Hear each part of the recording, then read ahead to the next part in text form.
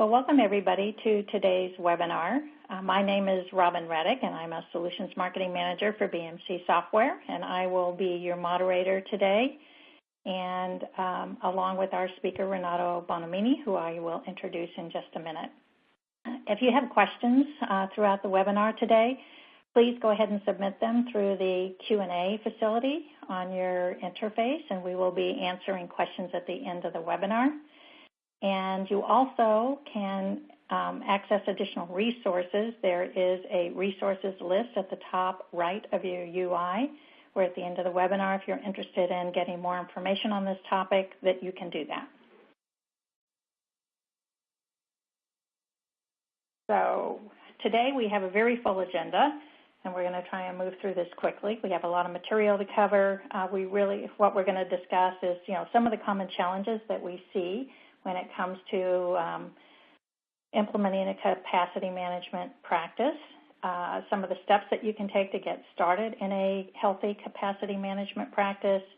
We have some FAQs at the end, some of the questions that we are asked most frequently, and then we will have the Q&A session at the end. So as I said, our speaker today is Renato Bonomini, and Renato is a Director of Business Development at Moviri, and Moviri is a premier business partner of BMC Software. Renato is an expert in designing capacity management processes, and he is actually a regular presenter at CMG as well.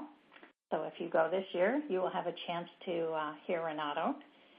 And I am Robin Reddick. As I said, I am a Solutions Marketing Manager at BMC Software and responsible for the TrueSight Capacity Optimization Solution.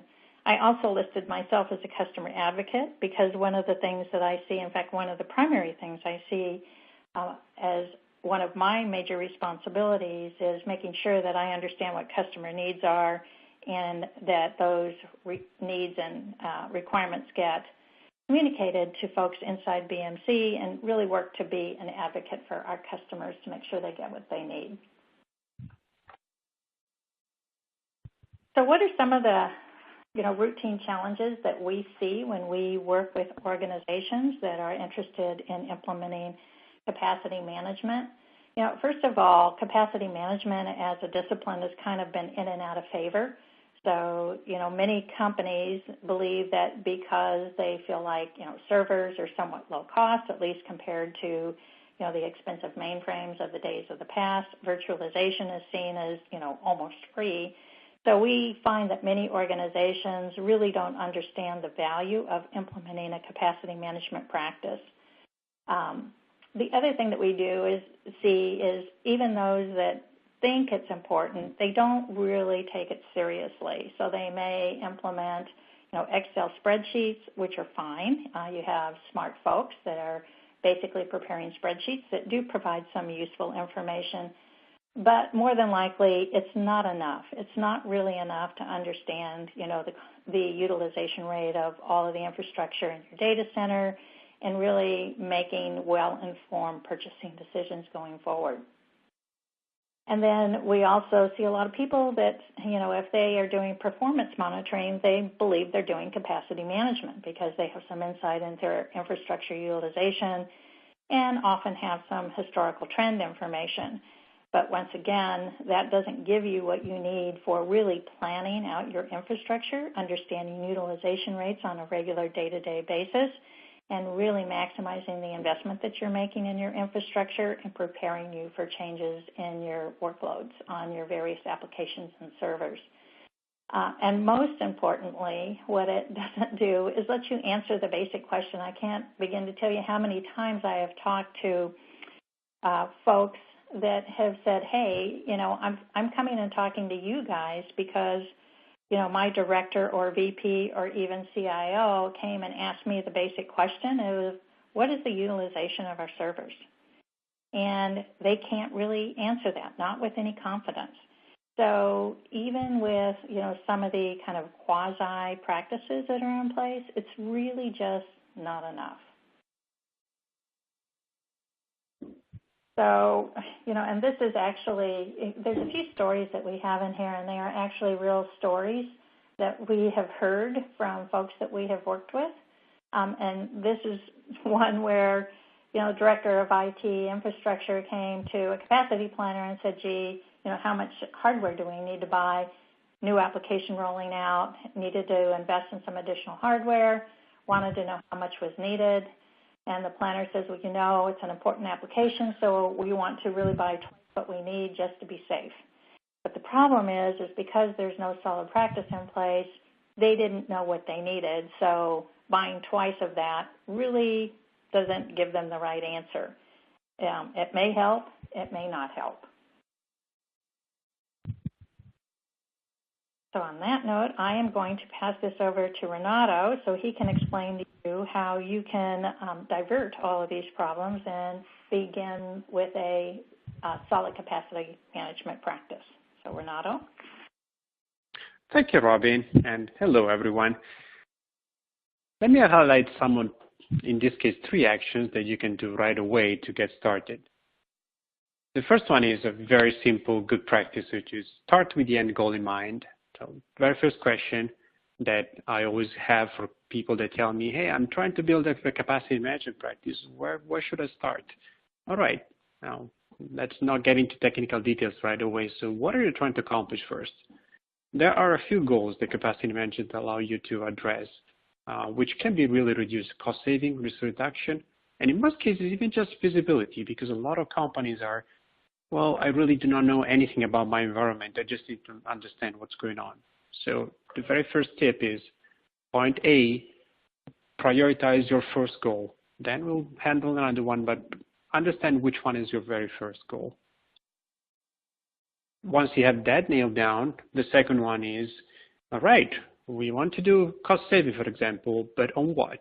IT resources, services, data center? Do we want to interface with other processes in our environment? Now, capacity management by itself doesn't live in a bubble, so do we want to interface with demand management, financial management? Which this will also trickle down to understand what type of integrations do we need from a technical perspective. But for now, let's try to stay at the process level. And that's important because obviously as engineers, and guilty, here I am, we love to build tools, so please let's not forget to align people, process, and tool. So we're going to focus on the process first, then we're going to take a look at some of the tool factors, and then we're going to focus on the people, which are the most important factor overall. So that's very important. Now, how do we support you? And this is something that we're going to take a look in a second. How do we support A and B? Prioritize your goal, define the scope, and understand what you're trying to do. A good idea that I found to be very effective, and I use many organizations when I'm trying to visualize what they're doing, is to define a blueprint. And let's start to build up this blueprint. And essentially, this is my proposition for you. Then you can take it and print it. You can put it up in your cubicle, in your office, in your corner office, or you can say, hey, I really don't understand it, but I think it's a good way of understanding how to get started. So let's look at capacity management in the middle. And first of all, let's bring up back the goal. So are you looking into visibility, cost saving, risk reduction? Those are very different goals. That's point A that we identified. The second one is understand what is your scope from a high-level perspective. What are you going to look at? And that's point B. Now that we have understood a little bit of what we tried to do and a little bit of what are the areas that we're going to cover, let's go into more of the details. So if you're looking at visibility, there are high-level 3 areas that you can actually follow: infrastructure capacity, service level view, cost transparency. We go down into cost saving, reclaim, right size, optimize changes, cost-driven optimization, or even risk reduction, find capacity shortages, align business. So you might get to just here, we go down to details and down to details. So for example, we identified scopes. Let's go into technological silos. So that's a very common way of looking at what we're going to do. Are we going to manage platforms, middleware, application services? When we talk about IT service management, what do we need in terms of interfacing with processes? Or demand management, what does that mean? So we go even further in this blueprint. The more you build it like a pyramid. You start from the top and then you start adding details. Okay, we have identified which area, what are the primary goals, what are the initiatives. So start listing down the reports, the dashboards, the events which you want to generate out of this process so that you get down to details on how this is built. This might be when you actually have it up and running. And from equivalent point of view, look at this from an input and output perspective, start listing also where the information comes from, because the process interfaces are then supported by technical integrations, which can become data sources, for example. Now, you might see that there is an order, which I put on the left here, for the scopes and the areas, and that order might sound a little random. It's actually sorted by what we've seen to be the easy parts where a beginner starts, down to the areas where usually companies that adopt that interface to that process are usually experts. So the order which you see from IT metrics on top, IT financial managers at the bottom, platforms on top, financial data at the bottom, that also suggests that there is an order which is given by how difficult they are, how mature you need to be. So that is the order on which they are represented here. And now, obviously, there has to be a cat in every presentation, every webinar, every internet piece of junk that is available. So I had to put up a cat up right there. Now, let's try to understand, for example, a little bit furthermore. Now, you have inputs, you have outputs. Do those depend on what you have as an input in terms of enabling output? Well, absolutely. So, for example, if you're looking at things from an infrastructure perspective, the outputs on the right are the ones that are enabled, and the one on the left are the inputs that are actually necessary to enable those outputs. If we bring the conversation up to a higher level of maturity, the service point of view, which is represented in green here, you can see some of the data inputs that belong to what we call service data, and I highlighted some of the traditional metrics that belong to service data as to give you an idea of what is actually service data, because sure, service, that's, it has become a common way of companies say, oh, we have to go to the service. What does it really mean? So I tried to put down a couple of things to give you an idea of what it means to handle service data from a capacity management perspective. And if we bring the process even to a higher level of maturity, we go to the financial, that's where we have the full spectrum of all of the activities that we previously identified in the blueprint activated, and you can see what data is needed to support the financial use cases. For example, cost transparency, cost-driven optimization.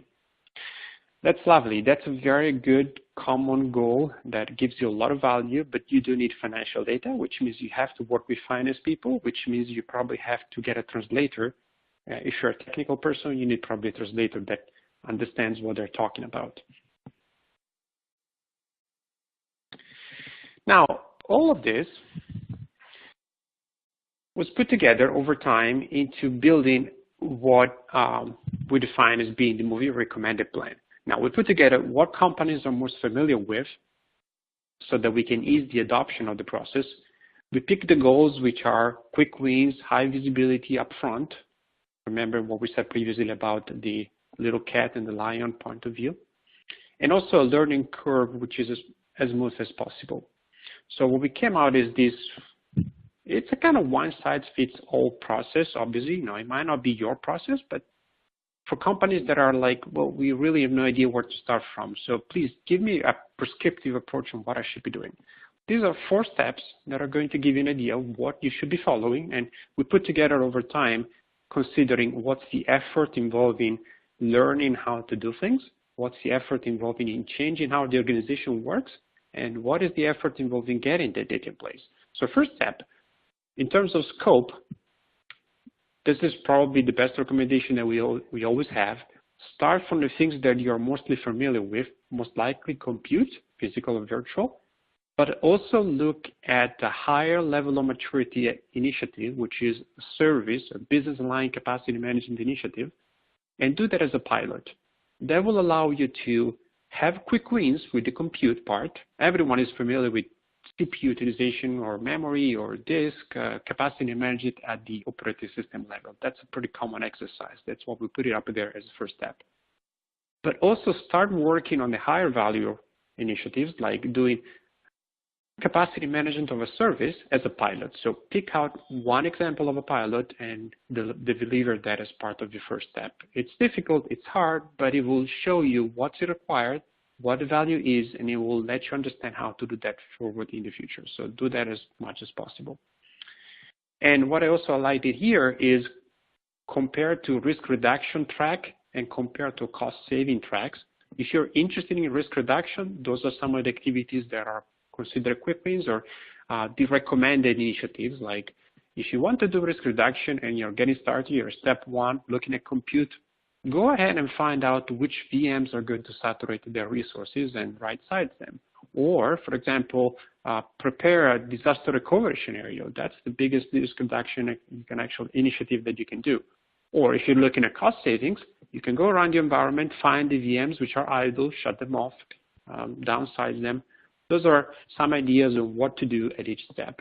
And the process goes on. I'm not going to go into details of each one of them, otherwise we'll be here tomorrow. I'll be happy if you want to stay all day long, but I just ask you an hour of your time, so let's be considerate. Second step, we extend the scope higher in the stack. We look at the compute. So now let's look at the database point of view, but let's also look at storage and network. Why are we not doing storage and network and database at the beginning? That's because you're probably more familiar with compute. You're probably less familiar on how do I handle capacity management from a database, storage, and network perspective. It's a little bit more difficult, or it's not as common as compute. That's why you made it to the second step. And then you can see some activities related to risk reduction and cost saving aligned there. Third step, we are now collecting a lot of data about our environment. Now, remember the blueprint, we had IT metrics, platform, middleware, application service. Okay, let's start looking at things more from a service perspective. We did a pilot in the first step. We learned how that works, whether we loved it, whether we hated it, whether we understood what the value is, what needs to change in the organization to make sure that it happens. It is the right moment, step 3, to extend that process to more services and to start bringing in also financial information. Accounting and chargeback is probably the poster child for managing financial information within capacity management. It's not necessarily what you have to do, but just for the sake of compact explanation, accounting and chargeback will make it. Then, last step, we put it as fourth step. This is a common ask questions. Oh, we want to handle capacity management of facilities. Now, maybe not every one of you wants to do that. It's not such a common requirement. That's why we put it last. Why do we say to do that last? It's a critical point of view because probably if you're running out of space in your data center and you have to build a new data center, it's going to take you a little bit of time. So why do we put it fourth? The reason is that it is a complex activity. There's not so much expertise around doing IT facilities, power, cooling, space. It's not such a common activity. So we just put it forward because considering learning curve, it's a good idea to do this at the end. And now that we explained a little bit of the blueprint and we explained some of the steps, I would suggest that we take an actual case study based on our favorite vendor, Reddy King, who loves selling high fashion shoes. And what I would like to do now is let's take that blueprint, that approach. Let's take on a company who's trying to implement capacity management and apply that approach to their specific case. So let me start interviewing Robin and Robin about her Reddy King initiative. So Robin, how are things going? They are great, and I'm thrilled to be able to be a wildly successful entrepreneur. Well, excellent. Well, let's try to help you out with that. So before we get into details on what you're trying to accomplish, can you give me a little bit of explanation of your IT environment? For example, what are some of the technologies that you use in your environment? Sure. Like many, we have a hybrid environment, so we use VMware to virtualize our on-premises servers, and then we use AWS to handle any peak loads. All right. Thank you. And that's useful. So what type of applications are you running? How does your typical application look like? Well, our most important application is our web retail application because that drives, 80% of our business, so extremely important that it's up and performing well. And it runs on a standard 3-tier architecture, Apache, JBoss, and Oracle. Oh, nice. Nice to hear. So I guess you must have like Oracle Enterprise Manager running and potentially also you have Apache log files somewhere around your environment? You are correct. Okay. Let me ask you, how do you keep track, let's forget for a second of the technical details, how do you keep track of how much business is happening in your environments? For example, how many transactions, orders, login by customers? Well, we rely on our business intelligence department to provide us with that information. So, they work closely with our marketing organization, but it's our BI department that is responsible for that and that we go to for that information. Excellent, excellent. So thank you for the explanation. That helps me understanding what we can do. So you previously mentioned to me that your biggest concern is making sure that you have enough capacity on premises, cloud, to support your business. For example, for flash sales. Is that correct? That's correct. All right. Do you get any information about, for example, if a flash sales happen, do you get any number from marketing? Hey, we expect 100,000 customers an hour. Oh, of course. They anticipate the number of customers and purchases that are going to be made. Because they have to estimate that for inventory to begin with. But of course, they are totally unaware of how to take that information and translate it into any kind of hardware infrastructure that's required. They just expect that to be there. Oh, well, excellent. Music to my ear. That's what we can do exactly. Now we can translate that information. And help me out also here. How do you keep track of which components in your environment are running towards a business service? Like, let me make the question. Let me pull that out. Do you have a CMDB in place? Not one that we would consider a reliable one. So, it depends. You might get a yes, but not a reliable CMDB. All right. Well, that's a common example. Okay. Well, thank you, Robin. So that's an example of a typical conversation that will trigger the definition on what needs to be done.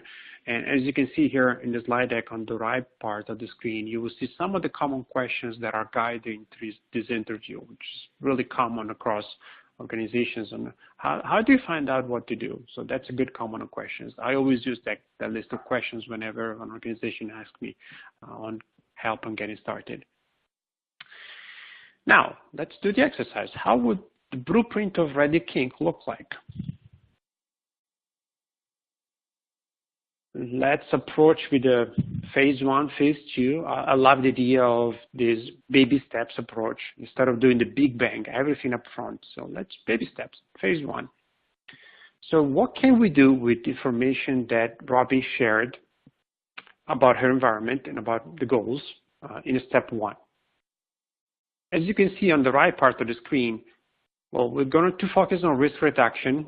Remember that Robbie mentioned that the biggest fear is not having enough capacity. So what we want to do is first make sure that we identify if there are already capacity shortages in place. But we also align business capacity to IT capacity. So we take those marketing figures, because as Robbie pointedly corrected out, that the number of expected people during a flash sale, that's estimated by marketing. They know how many people they're expecting. So let's take that information and translate it into an IT one. Now, I'm not going to go into details on how to do that today. That's probably a good topic for another webinar, but we can do that. Trust me for a second. Once we have identified that risk reduction, those are the initiatives, let's look at the data that is available to support these goals. So what IT metrics can we make available? Robbie mentioned she's running VMware. Hey, we have an integration for that. Well, we do. That's a good data source. AWS, that's another good data source. From a services perspective, we do have marketing information that comes from the marketing BI department that tells us how many users are using the platform. So let's just work with them so that we have that information. And then we have another set of integrations which are marked with a little person icon next to them. Those are manual integration. It means that it's not a fully automated technology-to-technology integration. That's more of a process exchange of information. So service maps, yes. How many times have I been in a conversation with an organization telling me, oh, we don't really trust our CNDB, or even worse, oh yeah, we have CNDB. We actually have 3 CNDBs. Which one would you like? So knowing what components are running toward the business doesn't necessarily have to be a service model. Full-blown one doesn't necessarily have to be a full-blown CNDB. As long as you can tell me nodes A, B, and C are running for readyking.com, that's sufficient. So that's what we're going to use here. We're going to also to include code releases information when our new versions of the website being released. That's useful to us, but also marketing plans. How many people do we expect to be during the flash sale? So that would be, for example, phase 1. When we're happy with phase 1, we can then extend the process, mature it, and do a phase 2 where we add some additional data to support the process. Like if you remember the first steps, we had compute in the first step, and we had database middleware in the second step. So here we are extending the process to the middleware and application layers, bringing in database information, web logs, automating some of the process. So there is an asset management solution that Robbie mentioned, or maybe we can make good use out of that asset management solution, which will tell us that those computers are running for payroll, those other ones are running for email. And we can use that to give the service view over a larger set of services, not just Reddick.com. But we can also start including financial data. And as I mentioned before, it's a good idea to do that as a second step because it is a slightly more complicated process because it talks of terms and languages and concepts which are far beyond the usual capacity planning related to CPU and memory. So it's a good idea to do that as a phase 2. Those additional inputs will enable you to do more. So we can start looking at cost saving. We have cost information now. Whether it's cost transparency, which is by itself a good goal, or cost-driven optimization, which is simply, if you have a set of services, start spending your time on the ones that are more expensive to run. You will probably get a better return on your time invested in doing capacity management if you start from the ones that have a bigger cost. That's a good strategy. And this gives you an idea of the step 1 and step 2. Now, what do we need to have this in place and to be running this within your environment? So there's a common set of features that is required to do this. And if you remember the blueprint that we highlighted earlier, we can see that there is a data collection set of features that is useful, like, for example, ability to collect data from everywhere and collect data automatically, have agents when they're available, not have agents, ability to create your own custom integrations. Then we can focus on the right part of the blueprint, which is producing results. How are those results produced? So these are some of the features. But also you need to remember that this can be accomplished with Excel, but do you really want to spend your time building up Excel reports or doing this manually? So you need something that is capable of scaling, that has different point of views, role-based access control, and also is integrated with other processes. And that's why when we look at the architecture that is part of capacity optimization, I think it's no mystery here, it shows up that the blueprint that we were showing previously actually matches very well how capacity optimization works. It's a contribution of both. We've been doing this on the field, helping on the developing the product and vice versa. So they mutually help each other on defining that this is a good strategy. So we have a data integration layer, we have a reporting layer, and we can bring in information from other processes, which could be, for example, asset management, configuration management, demand management, but also the automation point of view. Now, we talked about process. We introduced some of the key features that are required to support the solution. Let's now turn to the most important ingredient of this recipe, which is the people perspective. First of all, now, if you're a capacity planner, if you're looking to build a capacity management team, make sure that Paul, the capacity planner, becomes the hero. How do you do that? So first of all, management support is fundamental. Like I needed to tell you this, right? I know, but this is really paramount, not just to kick off the practice, also to share business strategy, because how can Paul go to the marketing team and tell them, hey, you need to give me your marketing projections? So he needs empowerment from management to be able to go around the environment and ask for information which usually would not be delivered to an IT person. So that's important. The other one is that doing his job, if Paul does a good job, the better job he does, the more he highlights inefficiencies, whether it's risk, whether it's cost saving, it's going to point his finger to things that are not working well. So that's really even more important, that he is a hero. He has manager support, ensure that things are done the right way. So that's critical. What is another section of very important topics? Well, the lost art of capacity management. It's no secret that you go to university, college, there is no capacity management one-on-one class. Very difficult. So what is a good set of skills? For example, analytical skills, hardware and software knowledge, that's important. If you're doing capacity planning of network storage, you might actually want to know what a storage device is and how it works. You don't have to be an expert, but you should really have a good understanding on how they behave. That's important. Communication and visualization skills, because, well, engineers, again, and here I am, guilty, I'm one of the first ones. It's important to show your results in a way which is understandable by people. That's really important. So communication and visualization skills.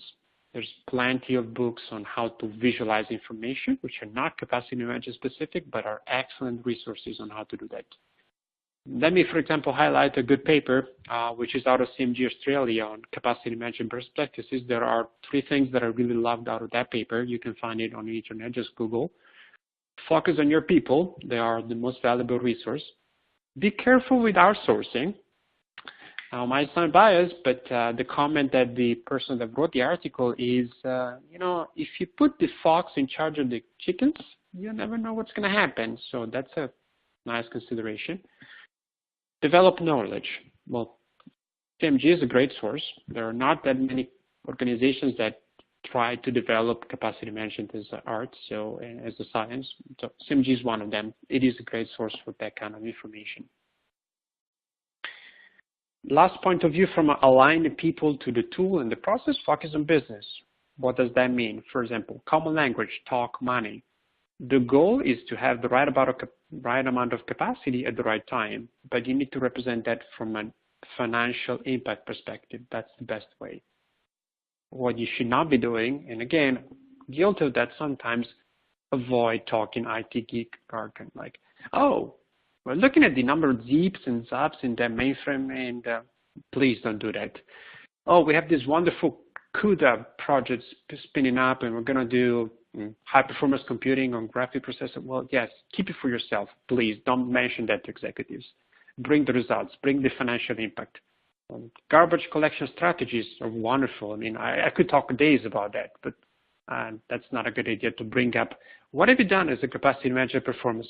We spent a month understanding the best garbage collection strategy. That's not a good idea. So free to do those, don't communicate those upward, just communicate what is the financial impact of your analysis. That's important. Now we have another story out of the trenches, so Robin. Yeah, as Renato's saying, communication is really, really important. So even if you have the best practice in place, you have great information to share, if you don't know how to communicate it to your stakeholders properly, then it's all lost. And we often see this. Once again, these are real stories, but, often we find that the folks working with spreadsheets are, very talented mathematicians, and of course they think everybody understands and speaks in formulas, which they don't. And then on the other end, we actually had an organization who had their BI team providing information, but the problem there is they didn't really understand the data that they were working with. So the report that they turned out that looked like this was of no use whatsoever. Good data, lack of understanding, and then you have the guy that has great understanding but doesn't really know how to communicate the results in a way that people can understand. And, just to make kind of fun of this, this is an actual real sign in a small town in California that is used for census taking. And this is a sign that they put up there because they understand, how people really get confused when it comes to taking data, adding it up, and making sense out of it. So, good chuckle on that one. But very, very representative of why it's important to be able to communicate data effectively. All right. Well, and as usual, we have the experienced capacity planner who discussed it or what happens. All right, so let's take a look at going back to the people point of view, and this is a very common question. What are the typical profiles for capacity management? First of all, let me identify 3 roles: process owner, capacity planner, subject matter expert, tool specialist. There's a very good description out of a Gartner document, which is not really fresh. It has a few years on it, but it's really good, which I recommend to take a look. It's a toolkit. It tells you job description for a capacity planner. It's a very good starting point. But let me focus on the most important value that I can bring to the conversation today about the tool specialist, which you might be familiar with. What does it mean, a process owner? What are the skills of capacity planner? That's in the Gartner document. Tip, tool specialist, mainly 3 skills: integration, reporting, and administrator altogether. So if you remember the blueprint, the left part of the screen, the right part of the screen, and someone that can actually bring the right part and the left part together. So once again, that's a point of view. And it's important to keep that in consideration. We'll get to later an example of why that's important. If you're looking at understanding how to configure your capacity management team, I've seen it all. Companies doing one way or the other, and I'll try to summarize what happens. So you can go from one extreme to the other. So one is the silo point of view, very common for companies that are starting or not doing capacity management to a mature level. Hey, we have the Unix capacity planner or the Windows capacity planner, with database capacity planner, the storage capacity planner, distributed responsibilities. These are commonly platform administrators which do some capacity. On the extreme opposite, very mature point of view, dedicated team. There you have capacity management for services. This is more the business point of view. Very large organizations. This works well in that case. In the middle lies what makes a little bit more sense for most organizations, sort of a virtual team. You might have a virtual team where you have subject matter experts that come from other departments and that support with the specific expertise over storage, for example. But the process itself is run from a capacity management team. So that's half the way in the middle. Now, these are usually fit, for example, the silo approach, infrastructure capacity management, it works well. The middle approach, the virtual team, works well for the service point of view. The approach for the centralized function works extremely well when you have several business units, business capacity management, and when your businesses are very much one alike each other. So you take the same approach and you just distribute that and scale that up. And now we can move to the frequently asked questions. Robin? Yes, we've been doing this for a while, so what we wanted to do is just go through 4 or 5 questions that we are asked on a regular basis, and I thought that would be of interest to everybody. So, the first one is in capacity management for a good practice, there's really a variety of data that is needed, and the capacity planner doesn't really own any of the data, but other teams within IT and possibly even outside of IT feel like they do own the data and it is there, and it can become very territorial. So, one of the questions we get asked is, how do I get access to that data? How do I get teams to turn that over to me? So, Renato? Right. Well, that's a difficult question. So, well, first of all, it's company data. It's not your data. That must be a principle. Latin is just to say do ut des, which means I give you if you give me something back, or vice versa. So that's a powerful approach. Well, if you give me that data, I can give you back some additional information on your data and maybe correlate it to someone else's, so you become essentially a broker of data. Last resort, empowerment that we talked previously, pulls and strengths. Remember why we manage, we talk about management empowerment. Well, you need that data to do your function. So sometimes you just go up and, well, that data must be made available. Last resort, don't get there. Please try the first ones. Great. And we're ready for the second question. Okay. And our next question is, how do I prove my value to stakeholders and executives, when it comes to capacity planning, it's kind of a quiet practice. People many times don't even recognize that it's underway. And of course, it's important to show value to continue to get support throughout the organization and funding. So, recommendations, Renato? Yeah, some tips. Now, this is a difficult question, so some tips to get you started and to help you. First of all, focus on the values to stakeholders. Put your feet in their shoes. Help them out with filling information gaps. What information you're not getting right now that I can help you with? Translate your results in financial terms. Usually you're looking upward. So upward, usually people talk about money, not technology. But also present opportunities to increase efficiency. That's important because that's capacity planning, that's cost saving. Hey, we found that we can reduce the amount of storage being used. That's lovely. So that's a quick way to show value. Another hint, we recommend this very often. Don't try to do everything by yourself. Pick a champion, build a champion. So for example, pick one project, and that project could be a customer-facing web-based application. Why customer-facing? Has a lot of visibility. So that is also tip 2, something meaningful to business. Visibility, money, revenue, customer-facing, everyone is really aware of that. And also web-based. Why web-based? It is simply technically easier to do capacity management than a web-based application. It works much better than a lot of other cases. So if you have to pick one, pick the easy one so that you can actually make sure that it's an easier path to show some good results. So customer-facing, web-based application, build a champion. The last one is make the company aware of what you're doing. So build a catalog of services. How do I build that? Remember the blueprint? You take the right part of the blueprint, that's your catalog of services. Publish a web page on your wiki, on your SharePoint, whatever you use, and tell the world, this is what the capacity management team does. These are the services we offer, and these are the things you can ask us. And maybe you can then later turn that into being a service by becoming a company within a company, and you can charge people for what you're doing. That actually becomes very often what happens with mature companies where the capacity management team essentially becomes like a company within a company, and they publish a set of services. Hey, do you need a capacity plan for your application? It will cost you X amount of blue dollars, fake dollars, or whatever, chips, or you just buy me dinner. All right, and we're ready for the next question. So how much time do I need to spend on all of this? My management may have some, unreasonable ideas based on the fact that we've been doing everything manually. Yeah, so it doesn't have to be that way. Now, if you are doing things on Excel, well, be prepared, but that's all we're talking about, solution set.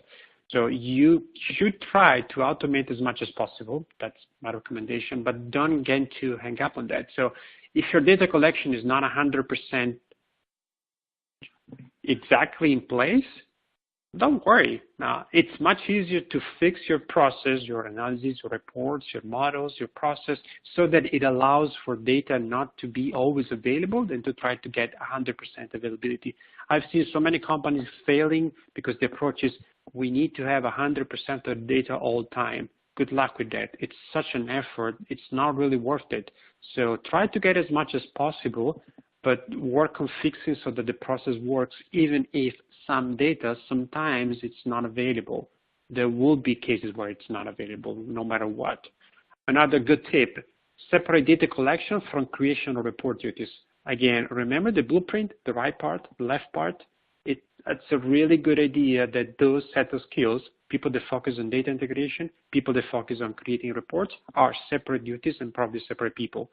The reason being is that if you are looking after data collection, creating the reports become the last of your jobs, the last things you do at the end of the day, and hey, it's 5 p.m., work-life balance, I gotta go. And you end up not creating the report, which was the goal of doing your work in the first place. That's important. So, and a tip for very large environments, things fail, data collections fail. There's nothing you really can do about that. And what you can do is you can create a set of reports, analysis models, and you can create processes around monitoring and controlling over what's not working. Don't hang up on the specific failure, but look at the overall process. How good is it? Keep track of KPIs and how things are running over time. All right, and Okay, we have the last question. Yeah, this is somewhat related, Renato. So how many people do I need to get all this accomplished? Sounds like a lot of work. Well, it can. It doesn't have to, and this is where really I have to say, unfortunately, it depends. And what does it depend to? For example, the number of different integrations, how reliable they are. Remember, I just told you, don't hang up on getting 100% of data collection. Just stop at a certain point. If your environment fails every other day, or if your data sources are not reliable, you're going to spend more time on fixing that. There's only so much that automation can do. But also look at the right part of the screen, the blueprint. What are you trying to achieve? How many reports do you build? How much effort do you want to put in your capacity management practice? There will be a positive ROI. It's up to you to decide how much investment you want to have. So that's why, for example, if you see some numbers here, which don't take these numbers like, oh, we have to hire 6 people. Please see, these are really examples just to show you that the same environment from a high level perspective, a retail and telco with pretty much the same site, it's a very different number of people because the telco is running in an environment with very low margins. They have to shrink every little bit of CPU cycle and storage amount. So they have a lot of people, a lot of investment, a lot of return, but they have more people. The retail is really concerned about having enough capacity, so they take a lighter approach. And then we have a large e-commerce website, that's all they do, just e-commerce, still they have 3 people. And then a call center provider, which is even smaller, but still they have 3 people. So those are numbers. There isn't a formula that tells you how many people you need. It really depends on your environment. Which leads me to another common question, which is more like, I get this very often, are sysadmins good capacity planners? Let me make an analogy. System administrator to sprinter and capacity planner to long distance runner. How do they differ? So the system administrator is reactive. Hey, there is a red light, CPU is too high, I need to do something. It's a reactive approach. The capacity planner tries to prevent that from happening. So it goes over results over the long run. It needs to understand how things are going, the underlying environment. It's not simply reacting. It's trying to prevent things from happening. So the knowledge, the skills, the expertise might be common to a sysadmin, but the approach must be different. And that is why it's a preventive approach. And to summarize some of the takeaways, so if you have followed me through Robin today, thank you for that. If you fell asleep or email got into the way, I'm sorry, but it's the right moment to raise up your eyes to the screen, and 3 things that you should take out for today. So first one is plan with a goal in mind. Okay, your grandmother probably taught you that, but just remember it. The blueprint is a good idea. The second one, use some of the tricks and avoid some of the pitfalls that we just mentioned. Automate as much as possible, catalog of services, people skills. The best tool is the one between your ears. And talk the language of business, money. That's another very important one. And obviously I cannot say, and hopefully you will appreciate since you're here today, and we have quite a lot of people that showed up today. So find good partners, internal partners and external partners, and a couple of good ones like PMC and Moviri already. So Robin, what else can we tell all of these people attending today? There's plenty of resources out on the bmc.com website. So we've identified 3 here. There's a landing page that outlines service offerings if you're interested in learning more about that. We have several educational offerings as well, which you can review. And then, of course, we have our true site capacity optimization solution, and you can go out there and learn more about that. There's also, there's information about the product, but there's also some analyst papers out there as well that are very informative that talk about, what you need in a good capacity management practice and process and some additional things. So I encourage everybody to go out there. I will add real quickly, just to make sure, everybody keeps asking about wanting a copy of the presentation. So as that resource, you can once again go out to the resource list on the window that your UI that you're using for ON24, and there are additional resources available to you there as well, both from Moviri and BMC. Thank you, Robin. And just as the last slide before, oh, sorry, let me go back. Okay, some additional things that you should keep in mind: collaboration, networking, and some of the events coming up where you will have occasions to learn more and network with your peers and have really useful insight. National conferences. We have Engage coming up in September. I'll be there. A lot of other people will be talking about their experience. In November, there will be the National CMG Impact in a nice location. There will be a lot of people talking about how to do capacity management. Then there are local events, which a lot of people do not know about, so I wanted to highlight that we do a lot of user groups, P&A user groups, where we talk about capacity monitoring, and you should ask your BMC rep what's happening in your area. Please do, and I'm often attending those events, and they're great because it's usually customers exchanging information on how to do things. It's very useful. And also from a CMG perspective, there are a lot of regional CMG events, like, for example, the Kansas City, St. Louis, Connecticut. A lot of those really have good sessions, and it becomes really a great network to learn more about what you can do. If you go online, I always recommend people to take a look at the BMC communities. It's a quite live community where people put on their questions and, hey, how do I do this? And, hey, why is this working? And how do I get there? And there are people trying to answer and trying to help them out. So that's another consideration to be put in place in terms of learning more. Yeah, there's two things I want to mention. And I think we're ready for...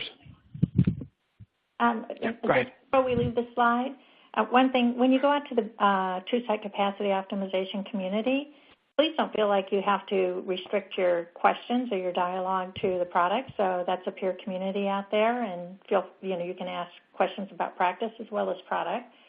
And in addition to that, if you have not yet registered for Engage, you still can. And if you have registered for Engage but have not signed up for specific sessions, I encourage you to do so, because that's important for us to understand, which sessions are most popular. So just want to mention those two things. And now we have some Q&A. We do have several questions here. I'm not sure we'll get through all of them, but if we don't, we'll respond to you individually, and then also we'll document and post it out on the TrueSite Capacity Optimization community so that everybody can go out there and and look at it. First question is, somebody wrote in and said it's fine, in the discussion about keeping the scope small, but what happens when you have a multi-tenant environment and you have one line of business that is sharing, an application, a database, middleware, server? So how do you do capacity management from an application view perspective? So first of all, cover the basis, which is collect information from your resources, like your shared infrastructure, and start doing granular data collection. That is a case where, going a little bit into the weeds, there are ways of collecting data, splitting it up to the actual process level information. So we can go down that level of granular information. So since your peculiar case, that can happen. But the most important guideline will be, first of all, get your infrastructure data collection in place. And once you're happy about what's happening on your resources, then start bringing in tenant information. And you might want to start with one tenant to define the process to make sure that it works. And then you can replicate it across the others. It's a lot of effort to do it on one, but then replicating on all of the other ones almost comes for free. Yeah, and I will just add that, the TrueSite Capacity Optimization product allows you to do that and, understand infrastructure by application. Okay, here's a good one. What's the best way to convert the IT metrics into money language? Oh, yes. Excellent one. By the way, I actually had a nice session last year, CMG. If you're interested, I can make that information available. We call it business aligned capacity management, which is, now it's a fancy term for saying we work with correlations. Now, most of us are probably engineers. So what we do is we take one measurement and we correlate to another to find a function which allows us to translate that Y is equal function of X. X is our technical information, Y is our money information or business information. So all we do most of the time as capacity planners is really to find correlations in the environment. Oh, given that this is happening, like a user doing a login on the system, that requires a certain amount of CPU, a certain amount of memory, a certain amount of storage I/O, and we define those relationships so that we can translate from one measurement to the other. And I literally mean translate like in a scatter plot where we look at one axis and we correlate it to the other so that we can quickly say 10,000 customers an hour require this amount of computational power. And you can do that, and it's actually a fairly common exercise that we do, and it's really powerful.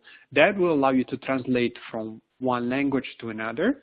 Sometimes you need a few hops, like, okay, technical to semi-technical, like from a CPU to number of APIs, maybe then from number of APIs to number of transactions, maybe from transaction to number of users, and users might be translated into revenue.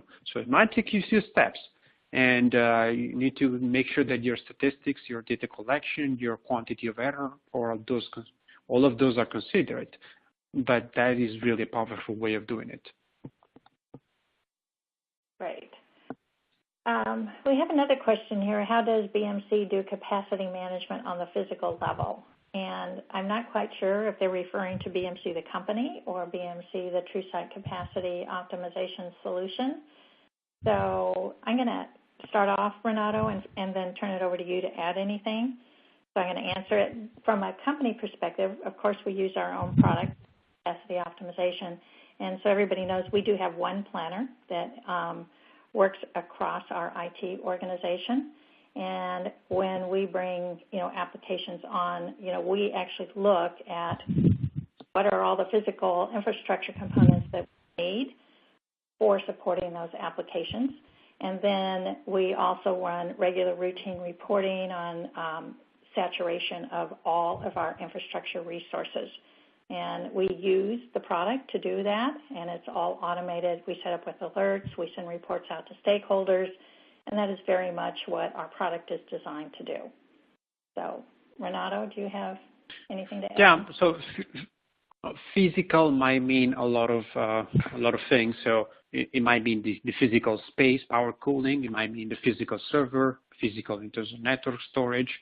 So the way we look at things is common across the board. So as Robin was just saying, we look at everything in the environment. So it is really, at the end of the day, a supply versus demand analysis. Your supply is your workload. So your supply is essentially your resources. So what you have in place, whether it's a physical server, space, power, cooling, CPU, memory, storage, network, whatever, that's your supply. And then you have your demand, which are your customers asking your resources to do something. You take this approach, which for some of you who might have heard about the term of queuing network, it's really the approach where, okay, we have a server and we have something that asks the server to do something, supply demand again. And taking that approach, we can look at any resource and understand its level of utilization and understand the incoming amount of requests being asked to the server, whether that's a physical or a virtual one. Virtual makes life more complex. Physical actually is usually much easier because it's not shared, it's a single object, it's easy to identify. Whether in the virtual environment, you never really know what's happening, where you're running, so things become more complex in the virtual environment. Okay. Well, we are at the top of the hour, so we do have additional questions, but like I said, we'll respond to these folks individually and then follow the questions and create kind of a Q&A document and post it out on the True Site Capacity community. So I would like to thank everybody for taking the time out of their day to attend our webinar today, and I hope you found it useful. And don't forget to go check out the resources that are available to you through the On24 interface. So thank you very much. Thank you.